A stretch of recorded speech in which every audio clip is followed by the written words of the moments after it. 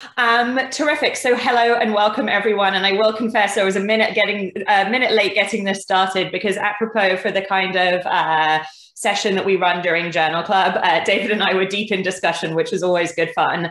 The most important thing to do is welcome everyone to our June Journal Club. For folks who haven't joined us for Journal Club before, this is one of my favorite events on the Dime calendar. We keep these groups smaller. They are very much conversation based. We are always privileged to welcome extraordinary thinkers, writers, scholars in the field to share some of the thoughts behind the scenes, behind the written words on the page, about some of the most important readings in our field at any given time. To do a little bit of housekeeping before we welcome our expert speaker for today, let's talk about how we run this session. As we said, this is one of our more informal sessions, but we are recording. We get a lot of folks these are busy days. A lot of folks will wind up dialing in later and watching the recording after the fact. We do welcome discussion as well. So as we go through the course of the conversation, I welcome folks to raise your hand. You can try like this. We recommend through the raise hand function in the reactions part of your toolbar. You can also type your question into the chat if you prefer. And just as we said, we're recording today, so both the slides and the recording will be available after today's session. So with no further ado, I'm absolutely delighted to welcome Dr. David Shaywitz to talk to us today about contextualizing progress in the AI revolution. And David, this is something you've had extraordinary thought leadership and scholarship around for a number of years now. And it's interesting, the hype has sort of ebbed and flowed, but I think we've done a really nice job here. And I can see that you are now controlling the screen, which is fantastic. Yeah, so we're already ahead of the game, right? That's fantastic. We were having some battles on this before, so we are winning in the technology battle, so this is great. So let me go ahead, David. Thank you for being here. Hand over to you, ask you to introduce yourself to folks in the line and folks who watch the recording later, and go ahead and talk to us about our important topic today. All right, well, thank you for the introduction and much more broadly for all the fantastic work that the Digital Medical Medicine Society is doing. I've been a member and a fan of it from literally day one. And it's just incredible watching how the community has grown and the impact that it clearly has had. So it's a real privilege to have a chance to engage in this way with this incredible community. Are you able to hear me okay, Jennifer and everybody? Yeah, really well, actually. Thanks, David. Wonderful. Okay, amazing. All right. So you saw sort of my affiliations before. The basic through line of my work, my career, has been really leveraging science and emerging technologies for health and well-being, covering a range of technologies and operating in a range of domains. Let's see. We are trying to advance slides. Let's see. There we go. Okay, great. So for today, we're going to, the discussion as a whole will be divided into really three parts. That's how you have to divide things, and in an open discussion. So it's going to have a little bit more context setting than perhaps some of these have, because there's several interesting kind of threads I want to sort of bring into this. And then we'll talk about our focus, which is several recent books on AI I reviewed for the journal. So, okay, so digital revolution, that's the first topic. So in sort of looking at the excitement around the digital revolution, we've seen a lot of this play out in the popular press with excitement around big data and automation and AI. And then this book about the second machine age, where, and this is wonderful news, people will be freed because of computers from want, drudgery, and toil everywhere. So that's a good thing, it seems.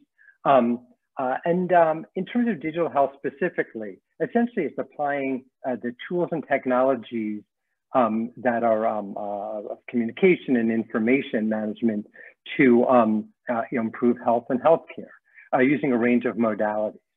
The real vision for digital health, as Denny Alfiello and I wrote about a decade ago, was really to provide a way for medicine to break out of the traditional constraints of time and place and understand patients in a way that's really to meet patients where they are, and offer something that's more continuous versus occasionally tracking them while they're in the four walls of a hospital.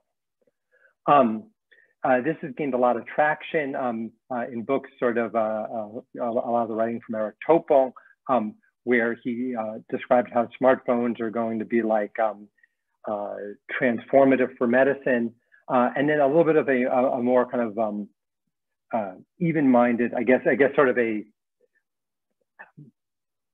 kind of an average, both good and bad perspective from the great Bob Wachter, describing both the potentials and some of the concerns. However, as the technology rolled along, things really seemed promising. We've learned in 2018 that data will transform healthcare, and even Bob started to see some real progress, quote unquote, in digital health. So Pharma has a number of ambitions for digital health: to be able to understand disease better, to understand the patient experience of disease better, and to forge closer connections with patients. Real opportunity to add value beyond the pill. So a lot of this understanding is going to come from sort of the next holy grail under decoding phenotype. The idea that if you can capture and integrate phenotype at scale using a lot of these sensors, that should present a real opportunity. There's a real opportunity to really understand patients better, as my co-trainee Ethan Bash described in the New England Journal.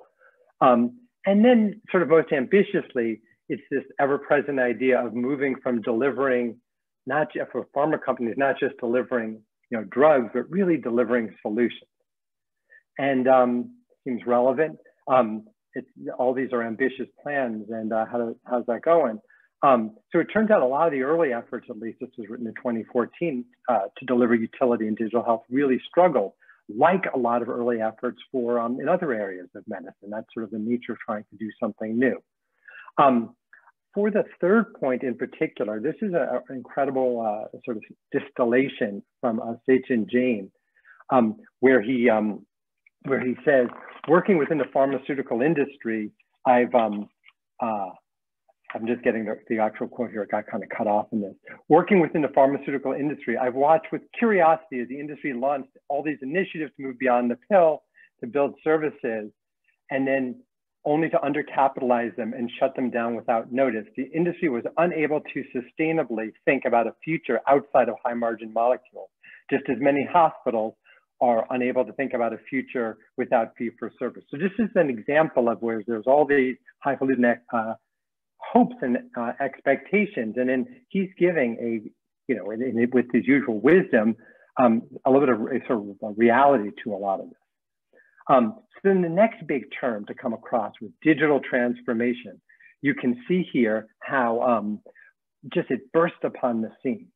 And if there's a Bible of digital transformation, it was written by the CEO of C3.ai, Tom Siebel, where he basically tells people that you need to transform or die. It's actually as good a book as any for understanding how to write the, consultants always talk about constructing a burning platform and, compelling people to change. And that's what he's saying people need to do. If there's a mass extinction event coming, life or death situation, digitally transform now. And he describes 4 technology vectors associated with this. I've written pieces that go into this in more detail, but for now, this is good.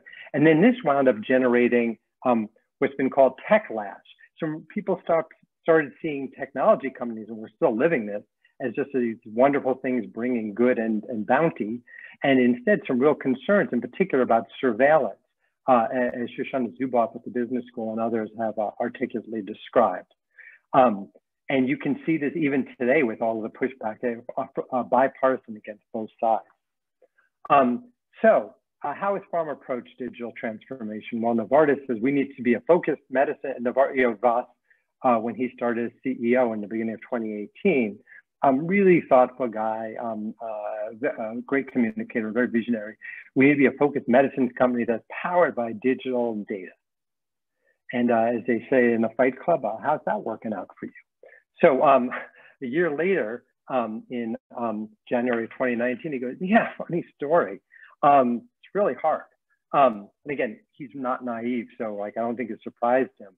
But it turns out like AI, and we're going to get to in a lot more detail, you need data to ML, to do your learning on, and that's really hard. And he had some issues with other aspects of digital as well. The basic wins were kind of in operations, things where there's already pretty clear data. But in terms of being able to, hey, computer, come up with a new drug for cancer, that's been a lot more complicated. So I think to understand this really well, we need to calibrate our expectations for technology. And to understand is the second part, and to understand how to think about how technologies really impact us. And the first thing is for all of you, well, just like enough of the technology, let's not just obsess or fetishize technology. And the thing is, there are actually good reasons why technology is really important. It's not just hype. Consider, and there's a great book on this, Phase Change by Douglas Robertson. And really the thing is, consider the impact of all of these new technologies on science, the microscope, the telescope, the calculus, the computer, and think about how each of these technologies dramatically changed how you change science to questions we're able to ask, how we're able to understand nature. There's kind of a famous quote from Sidney Brenner, the geneticist, that says, progress depends upon techniques, discoveries, and ideas, probably in that order. I mean, he may have been being a little bit, sort of tongue in cheek, but I think there's a lot of value in techniques, not alone, but it really opens up new vistas. And so the point is, there's good reasons for health scientists to be interested. It's not just the sort of neomania that Taleb appropriately critiques in Anti-Fragile. So, okay, and here's the critical point. Technology doesn't just arrive like Athena shown here, springing from Zeus's head, ready to go. That's not how technology works. And we seem to have this idea that it is. And I think that's sort of critical to the misunderstanding. There's a wonderful, really learned description of this by economist Carla Perez, where she really describes how technology actually evolves, how it sort of arrives on the scene. And then there's this incredible frenzy where everyone's trying to figure out what to make of it. Tons of investment, really, it's like all these VCs invest, all this stuff, tons of companies start, and you just have no idea what's really going to get traction and what isn't. And this is a period where it takes a long time to figure things out. It's not really until it kind of gets systematized that you really start to leverage the benefit of this. And one of the best examples of this is the example of transition from steam to electricity. This is sort of one of these canonical examples. So in the era of steam power, factories were built in this very dense three-dimensional conformation around a single source of power to sort of maximize the transfer efficiency. And then when electricity came along, they're like, oh man, this is the new thing. We're gonna change everything. So they put in a dynamo, an electric generator where the steam was, plopped it in, and almost no impact in productivity. It didn't really do anything. And it really took a complete reconfiguring the design of the factory, basically into lengthening it and making it flow in a way that sort of followed like the workflow, that all of it, and you were able to optimize each of the individual steps, that you then started to really get where you really were able to start seeing the incredible productivity benefits of the electricity. So it wasn't just dropping it into the existing designs, but it was really figuring out how to use it. And so it was, it took years to figure out. Really, it was mostly done by new emerging industries because they didn't have the sunk costs. And it was really a real challenge for some of the legacy companies to deal with. And so this really gets at, I want to get at some of the distinction between invention and implementation. So on the left was really the first motor car in Germany in 1886. And on the right, I think, I thank you, Jennifer, for loaning me a picture of your car.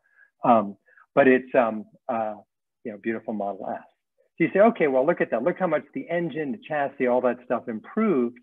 But look at this. This is what the roads were like. Where were you going to go in a Tesla if you somehow transported it like, to the 19th century? At the time it was invented, you need to get all the infrastructure up and working.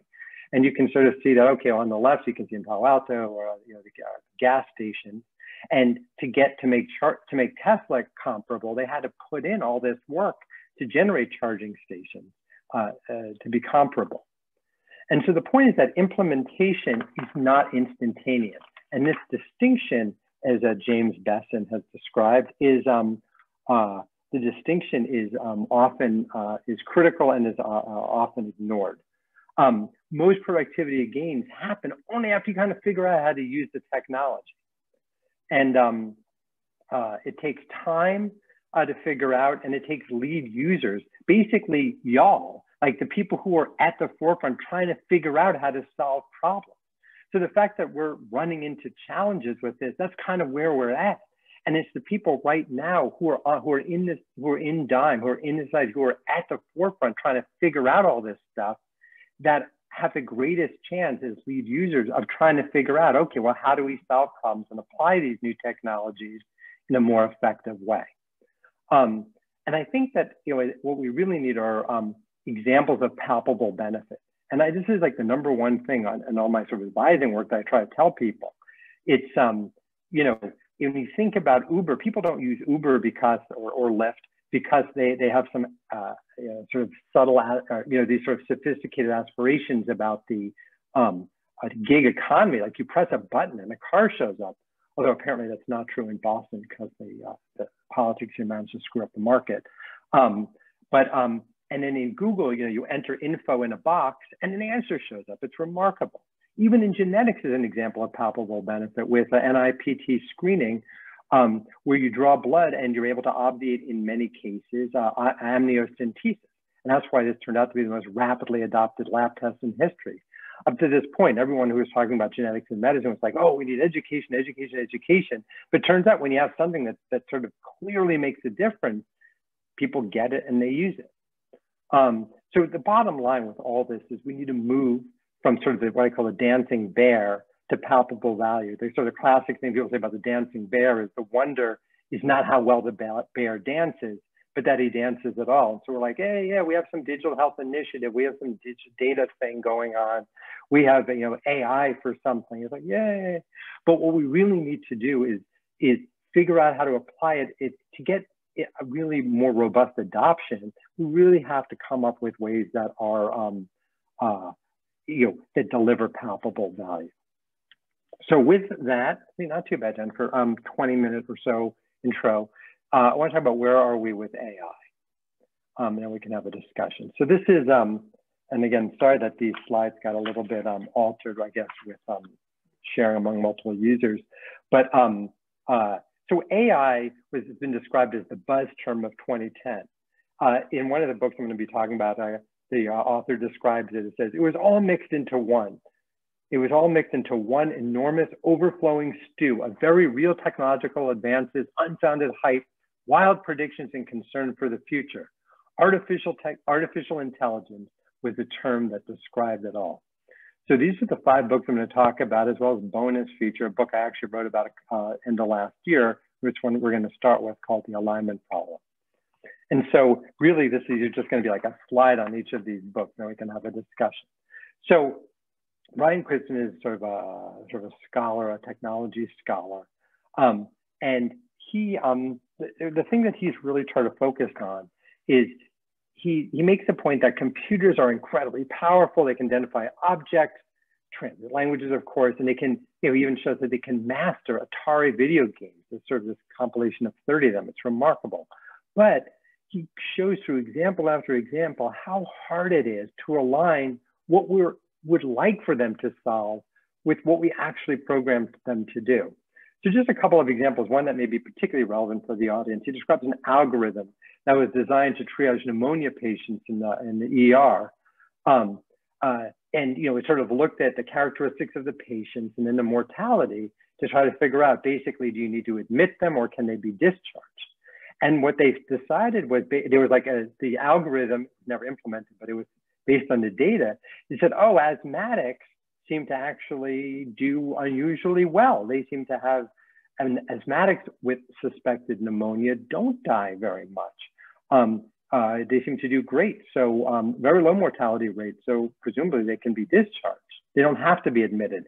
But it actually, and people were looking at the algorithm before it was implemented and said, oh, that seems kind of fishy. And what it turned, and this is like a simple example, but what it turned out is that what really happened is the asthmatic patients with suspected pneumonia, they did have, as reported, a really good outcome, but that's because the staff, as soon as they saw someone had a history of asthma with a question of pneumonia, immediately admitted them to the ICU and provided a remarkably high level of care.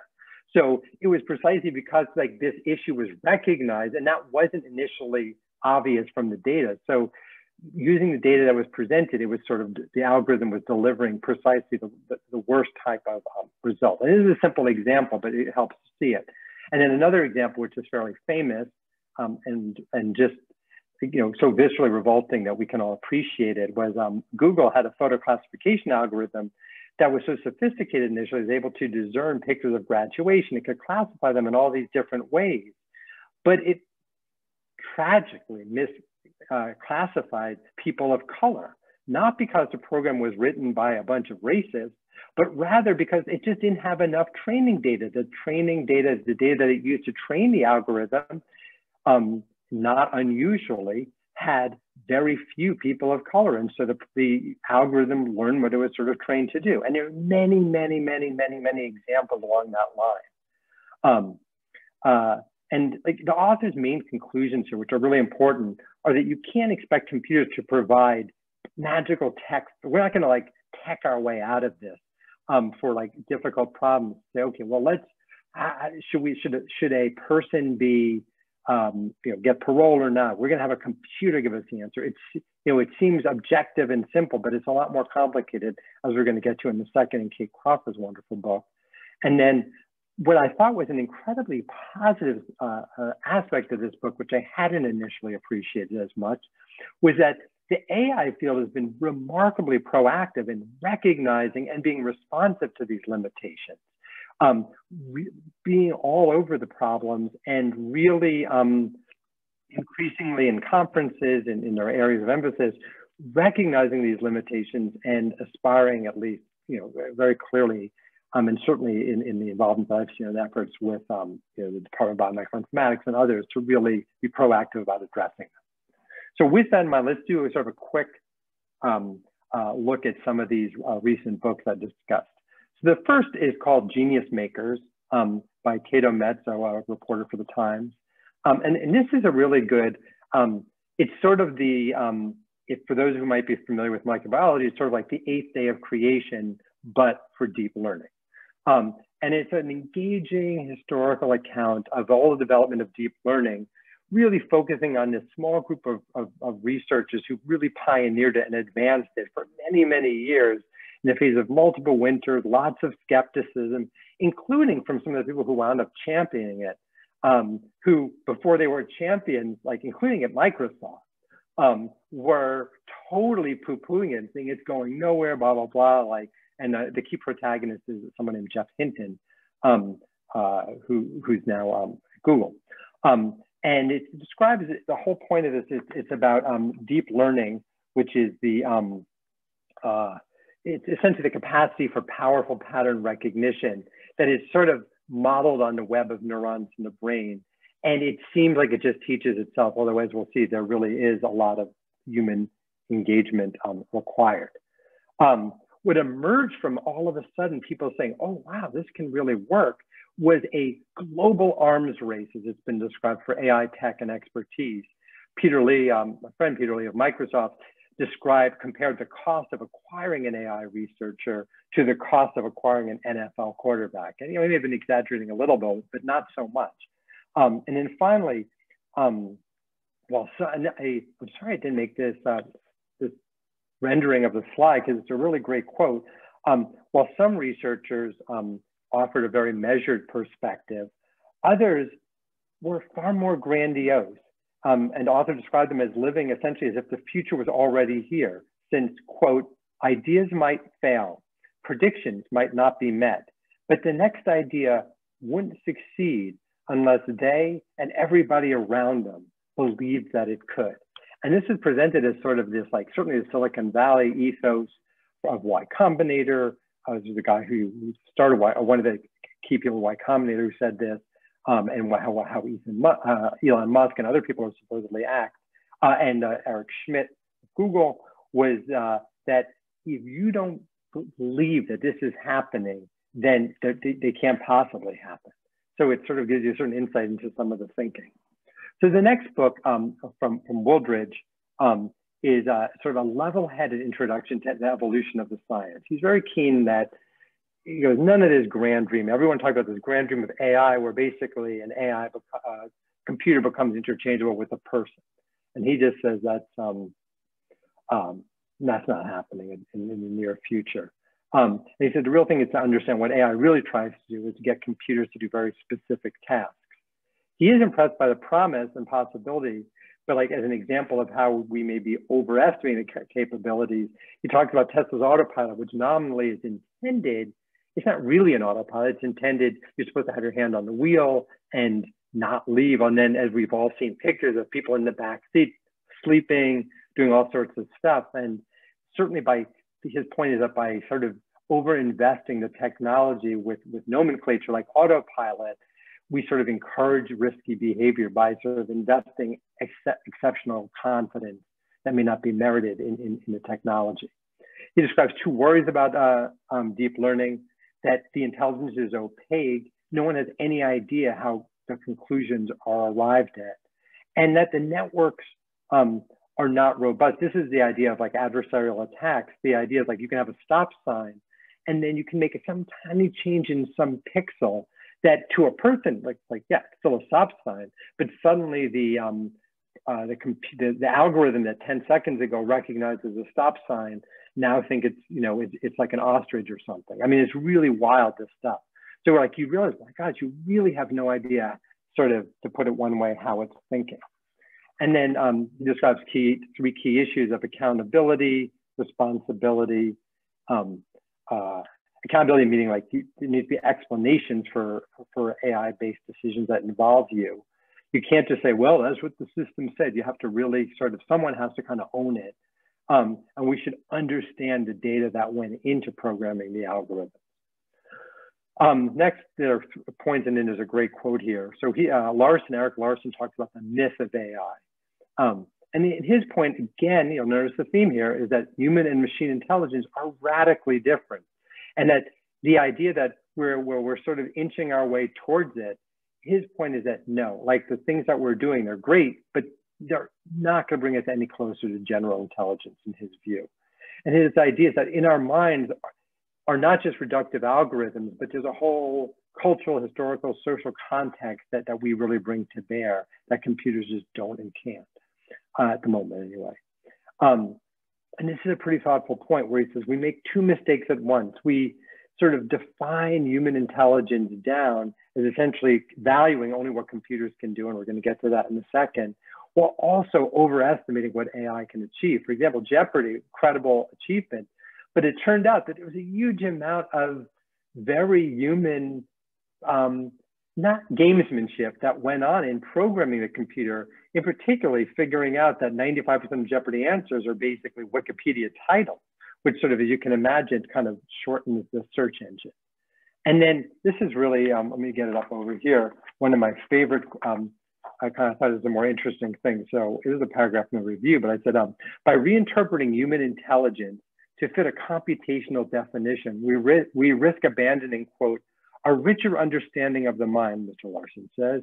He talks about tech writers Jaron Lanier's lament that a new generation has come of age with a reduced expectation of what a person can be and of who each person might become.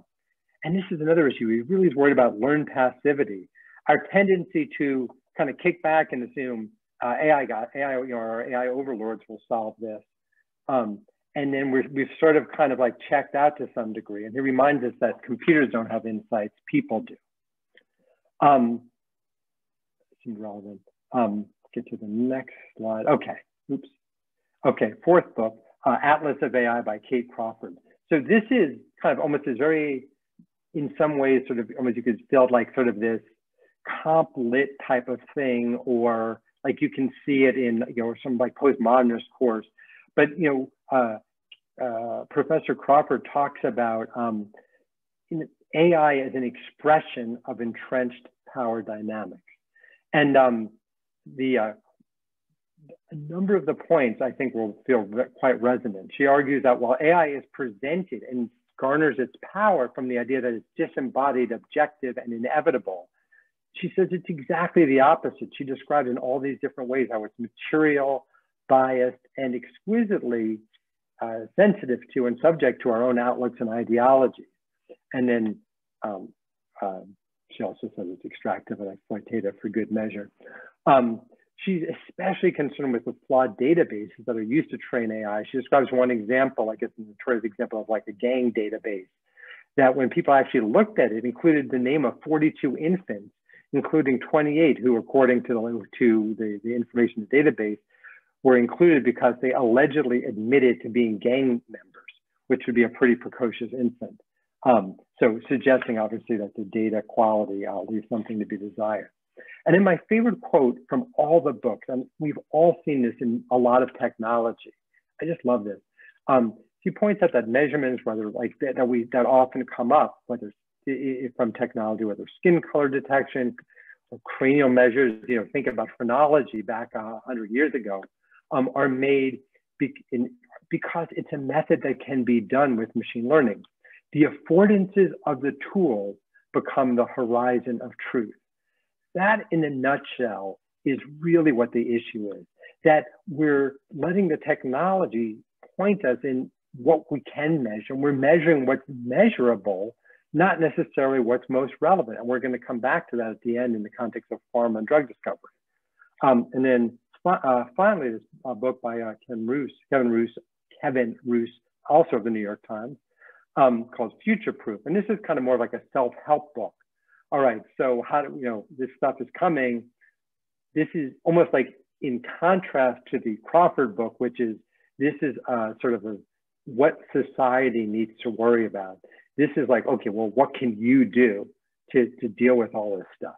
And it worries less about, he said, we should worry less about that, like sort of the Uniblab example from the Jetsons, where, George Jetson, this probably dates me, that cartoon, where he worried about getting replaced by, he showed up one day in Uniblab, the robot was hanging out in his office, taking his job.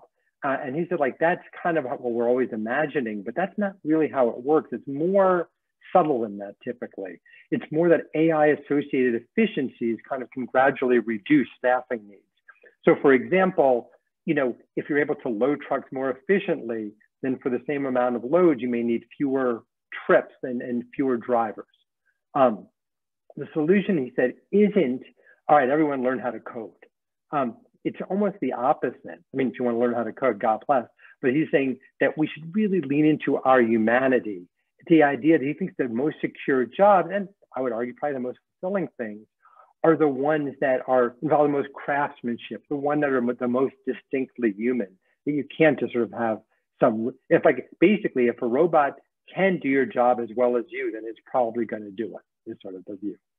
And then here's an encouraging example of a two-part one that he closes out. He doesn't close out, but he includes, I think I closed out the review with, where it was that Best Buy, couldn't compete with Amazon's efficiency. So a new CEO, saw the situation, the tanking stock, circling the drain, and really just refocused the company on offering really high, sort of what Amazon wasn't going to do, high level of in-person customer service, offering deeply human experiences that, online retailers couldn't match. They launched apparently I never even knew about it, but it was like a very successful home advisor program where they have real human beings show up in your house pre-pandemic and, advise you on sort of, what types of equipment you might need and how you can solve some of your real problems. And then, it delivered great value for the stock. And the key CEO insight here was recognizing, in their case, that the business they're in wasn't just selling products, it wasn't essentially commodities. It's connecting human needs with technology solutions. And they're really focused on the human needs. And that really seemed like a very positive, durable example. And I thought that the real, there were four, I guess, choice phrases that I thought captured a lot of the takeaways. One is ghost work. And this is sort of human fueled automation. All the excruciating the work that goes into making AI seem so magical. You know, all the labeling, all this sort of, it's really like particularly the labeling and the feature generation that turns out, and the data cleaning that turns out to, when everything is set up, maybe it works okay, but getting it set up is incredibly challenging, and it involves a lot of people and decisions. Then there's this concept of enchanted determinism. And the idea, this is the idea that AI approaches, precisely because they're uninterpretable, acquire an almost theological quality, too complex for mere mortals to understand or to regulate.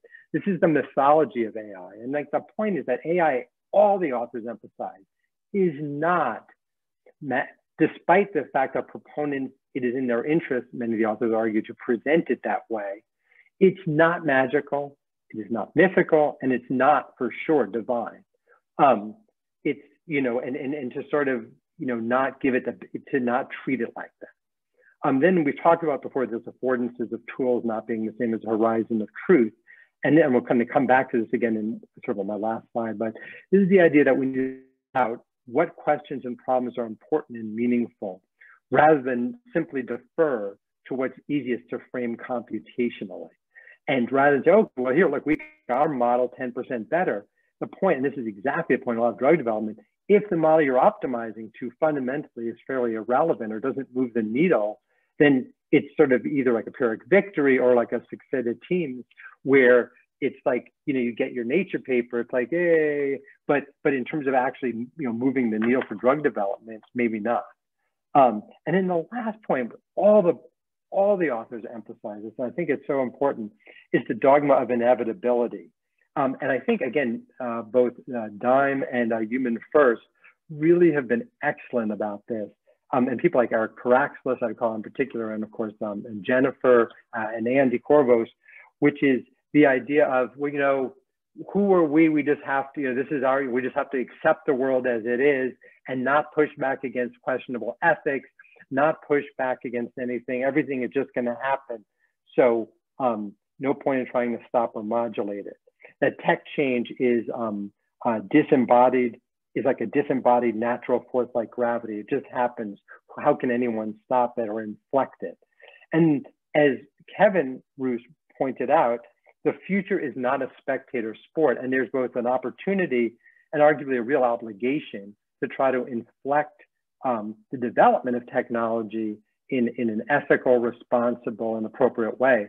And again, just not to keep coming back to the Digital Medicine Society and Human First, but I think both of those endeavors really capture the very best of these principles, the good parts of them. So I just want to close because I'm not going to make this a double journal club or whatever, the 7 papers, but just for papers to pull out on your own and look into.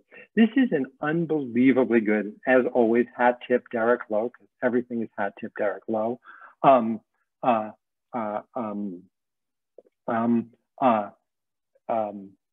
back to the screen here. Hat tip Derek Lowe by 2 European researchers talking about artificial intelligence in drug discovery. Incredibly thoughtful look and say, okay, where are we? Are we going to make a difference? What do we need more of? And like, they're really worth it. They're incredibly thoughtful. They go into the issues in a lot of depth, but they really say that if you really want to deliver savings, cost savings, make drug discovery, we're going to make it, faster, cheaper, better. The real thing you need to do is to reduce clinical failures. That's where you just get massively screwed. And if you could prevent that from happening. And he's saying, really, we don't really know how to do that. We don't know. We have all sorts of proxy markers, but we don't know. We can't, we test a bunch of stuff, to get into the clinic, and then you still enter phase 2, and then, oh my gosh, you still don't know what's going to happen. And there's a huge failure rate in particular. So how can we predict biology better? And he's really saying we don't have the proxy measures to do that very well right now. And that's what needs to be done. Without those proxy measures, and there's not really, it's really hard to come up with the data volume to do that. He presents great data. These authors present fantastic data that show how much, and this is Peter Lee always emphasizes, so I do want to give him a hat tip too, how sparse so much data are once you get to the clinical dimensions. So, when AI learns, you have these, massive data sets, and it's very different often than what you have for these situations. So he says that unless we have better ways, so the authors say, unless we improve how we're generating and utilizing data, we're not going to get to better decisions. And he argued, tell me if this is familiar, that we frequently model where the data are rather than where we might want to go. Derek Lowe again says modeling is easy. We always focus on these models because you can sort of, they're attractive. You can evaluate performance, but a lot of times that's not really moving the needle is sort of the point. And then this is just an interesting, I guess, last slide, where the authors speculate on why there's reasons for AI hype. And we don't necessarily have to go into this, but essentially, everywhere you look is AI solving drug discovery, AI solving COVID, AI solving everything. And that's not people's lived experience for the most part, with some, limited exceptions. And it's like, well, how do you account for this disconnect? And these are some thoughts about, essentially the range of forces that sounds a little bit too much, but like just the constellation of factors that help drive a lot of the popular belief in, we're this close to AI solving your problem. So with that, I would welcome discussion. Hopefully with a perspective, I imagine with the group here, let me give this back to Jennifer, the screen. Did you get it back, Jennifer? Okay. Great.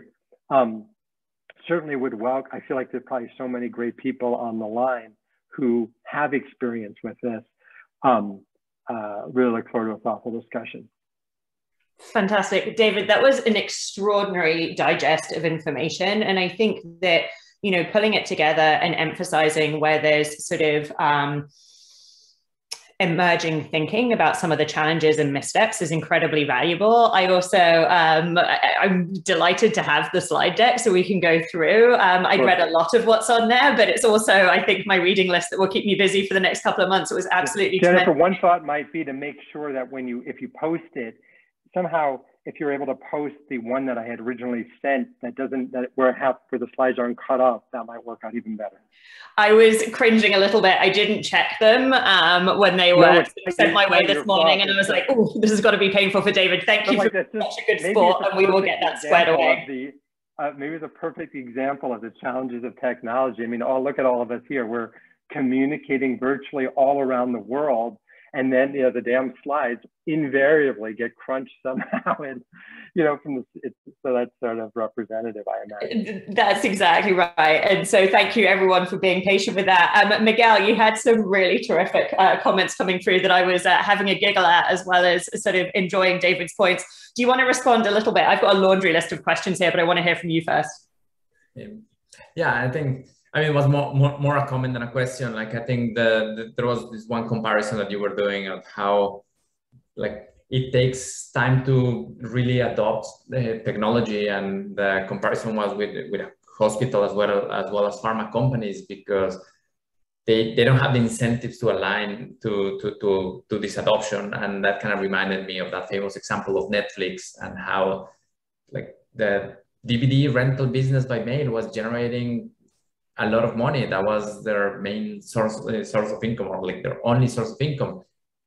At the time, they didn't have a big incentive to go and adopt this new streaming technology that nobody else, or few people, were actually doing. And so it required this big vision from the CEO to actually realign the company and almost segment that into two different companies, like the legacy and the new way of doing things.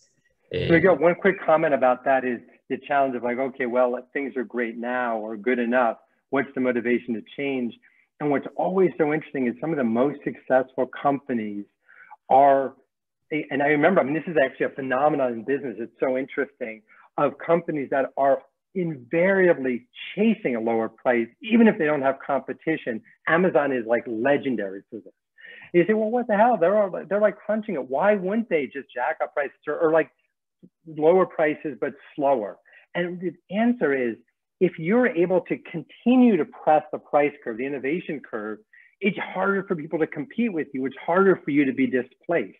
So there's more of an incentive, particularly in a lot of these things that are viewed as like all or nothing markets. They're not quite, obviously, but so I think you captured it exactly right. Like they're a huge issue in healthcare is terrible incentives.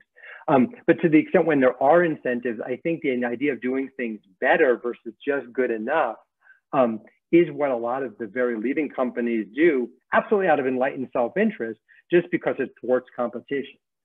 Mm-hmm. Yeah, and I think one other key difference there with Netflix is that they could probably see this, that the technology was going to be ready, everyone was going to have like faster internet connections in 2 to 5 years from when they started working on streaming. And competition was going to start like maybe 5-10 years later, but that was coming. And I think with healthcare, the timeframes are way longer. So yeah, it's harder to see that that's where that's where we're heading. Totally, I agree with that. It's a great point. I mean, and I think that the issues of incentives are so important and of long time frames. I mean, just to pick, like, kind of not really a pick on it, but there have been so many great business plans that have all revolved around the assumption that we're this close to value-based care. I mean, I can't tell you how many I've reviewed. I'm sure everyone here is in the same category. And it's like, well, once value-based care comes along, then this is going to be great. It's going to be great. It's going to be great. It's going to be great. And by the way, 95% of healthcare was and is fee for service. And if what you're offering can't function in a fee for service world, and that's the flip side, is assuming that we're just about to flip to value-based care. There have been so many companies, so many entrepreneurs that have failed in healthcare, as an example, because they counted on this particular change that everyone agrees, were it to happen, it would be great. Or many people agree, but believe that. But then it doesn't happen, and then you're like, so it's a problem. Jennifer, I'm sorry I interrupted you. I thought you had something. No, not at all. I'm really glad you said that, actually. And I wanted to riff off Miguel's comment and actually how that aligns with the slide you had around the Tesla charging stations and why that was so important to adoption, right? Because that's exactly the issue that we have. And Miguel, you sort of noted that, the savvy move from Netflix was skating towards where the puck was going instead of being responsive. We're not good at that in healthcare generally. David, the disincentives in payment are insane, but I was chatting to... Right? Yeah. We had a conversation yesterday with one of our project teams, and there was a chap there from Kaiser, and he was saying, the data that they have is that actually in California, if we look across homeless populations, there's incredibly high smartphone penetration. Why? Because if you want to have a hope with doing things like your, simple transactions, finding availability of things, the priority, sadly, California has enormously high homeless rates. The priority is actually getting a phone, because in 2021, that's what you need to plug into the world. That is a priority over and above getting a home. And yet, what I was chatting with someone else today is that California Medicaid is going to say, we are actually just not going to do Medicaid reimbursement at all unless someone's based out of a brick and mortar facility. And you just think, you guys should write that up as just like a short thing so more people can access. That's a phenomenally important example. That's really interesting. And let's do that. This is what always happens when we get on the phone. We should absolutely do that. But I think, it's the incentives. It's thinking about where we're going and thinking about where we're actually going, because that's an opportunity that's the other end of the spectrum, right? To the sort of ambitious startup founder who's depending on the promise of value-based care that we've all been waiting for about 15 years now, right? Where are the and not that like no one has done well. I mean, my friend Rashika at Iora, had a nice exit the other day, right? That people are, and Farzad is certainly pushing forward, with Al-Dade. So, I think people are, the problem is you don't know like, again, there's another great quote, like to anticipate an idea is to have an idea, right? And so if you could predict when the change, you know, it's sort of like afterward, and Nassim Taleb talks about this, how so much is obvious in retrospect. Like everyone goes, well, clearly you can see this and this and this, but prospectively, when it would be so important, you don't really know. And I think that's why people who can hold a portfolio of opportunities, like, you know, venture people probably do, you know, you do try to account for several different futures, like a future where maybe value, because, and again, a great example of a complete, I hate to use the word black swan, but like something really accelerating some things, like for telemedicine, right? You know, with the pandemic, where who could have predicted that? And all of the, you know, the sudden changes and the acceptance that, at least in terms of telehealth, that, you know, that unexpected change brought. So I think if you have a, you know, from if you can hold a portfolio approach and have, and try to cultivate a range of possibilities that can accommodate different scenarios that have outsized, upside. That's sort of what you try to do as an investor. But that's a little bit of a principal agent problem, because if you're the entrepreneur, you're like all in. And if the change in that particular, let's say, unlikely but super valuable scenario doesn't happen, you know, like, you kind of got to pivot or scramble or something. So it's great when you do something and the world matches what you're doing, because then you can be one of the earlier people there. But it's hard. I mean, obviously, if it was obvious, everyone would be moving in that same direction. And I want to respond to that a little bit, because I mean, if we could, you know, if we had a crystal ball, right, all of these strategic decisions become infinitely easier. But you know what we know to be true is that there are myriad problems to solve for in healthcare, pressing challenges, from challenges with access to health inequities to sort of disparate outcomes to, you know, we spend a lot more on healthcare for you know, poor outcomes. We know that we have maternal mortality, for example, worse than Uganda. Like, those are not, we don't have to have a crystal ball to know that there's opportunity. And that we don't know the molecular basis of many, many diseases. Because whenever people talk about access, I obviously agree with what you're saying.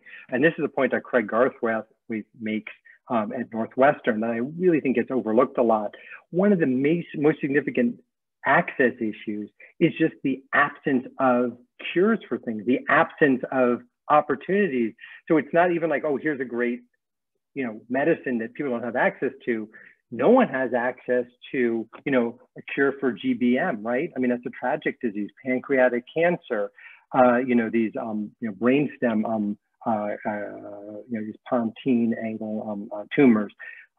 There's a lot of obviously tragically, you know, terrible conditions that no one has access to. So I just feel like in discussions about access, it's really important to, in addition to talking about some of the inequities that you critically raised, we also include in that discussion some of the, you know, the need for innovation expressed that way.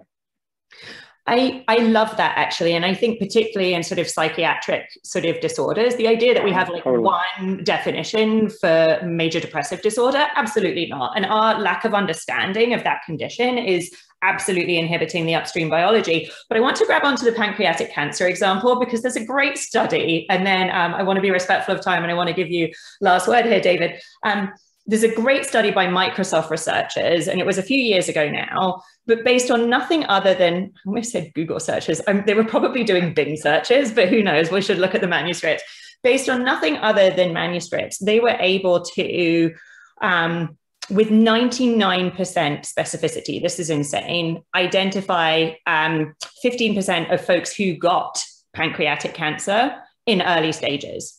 And so that's based on nothing more than analyzing Google searches, Bing searches with like, you know, symptoms and this kind of thing. So I think there's enormous opportunity, right, to couple that kind of information to then feed back into the folks trying to figure out the biology, because now we've identified people early. Usually we don't with pancreatic cancer. Usually that does mean a death sentence, but how do we get people in early so we can evaluate and learn from the biology and then feed that information upstream in product development? So I think it's fascinating. It reminds me of both of the flu, Google Flu Trends example, which despite something like the negative hype or whatever, actually was really interesting. And they were just trying to show what you could learn from some search terms. I think when you apply it in the real world with some of these things, you say, well, geez, yes, it's amazing if you can identify people who have early undiagnosed disease. But the problem, this is some of the issues that opportunities like screening approaches like GRAIL are going to confront. And I know, I mean, I haven't escaped their notice, is, okay, well, if you think of all the people who might be identified with that Bing program, and then you start to do all sorts of analyses of them, what you're going to likely do is generate an unbelievable amount of iatrogenicity of like essentially evaluation associated morbidity from looking at it. So if you look at all the population and then start having every single person say, well, guess what? You might have a horrible cancer. You know, let's get you scanned and scanned and scanned. Well, most people get scanned won't have the cancer, but then they'll have some other incidentaloma. And then everyone will say, well, just to be safe, let's have a biopsy. And then some of those will get infected. Some of those, and again, it's not saying you shouldn't look, but I'm just saying everything's a trade-off. And so I love the possibility. I couldn't agree more. And there's like actually a bunch of work at DBMI that's focused on social media, on using satellite imagery, and using all of these approaches to try to hone in on on what you can do exactly like you're describing. It's incredible. I think the challenge is operationalizing it in a way that when it comes down to it, doesn't result in just a good paper, but actually, okay, well, you know, what happens when you expose human beings to that? Fantastic. David, this has been absolutely extraordinary. I look forward to doing my additional reading. I look forward to many others sort of learning from what you were able to share with us today. My favorite quote of yours, in fact, from today was, we're not going to tech our way out of this. And I think that that's exactly right. You know, measuring things because we can measure them, you know, not solving for the most pressing challenges, not being eyes wide open to the structural challenges. And recognizing the deep value of interpersonal connection, of human to human, of person to person relationships and connection, and somehow thinking that I think when technology can enable and further that, it's a wonderful thing. But the idea that technology for most people is going to substitute for it, you know, because it can scale so easily, I think there's a lot that's vital that gets lost. And that's what all of these authors and others have highlighted. And I think the asthma example you shared is probably the most compelling example of that, the need for humans to supplement and the need for context, that tacit information that we can't get through a machine.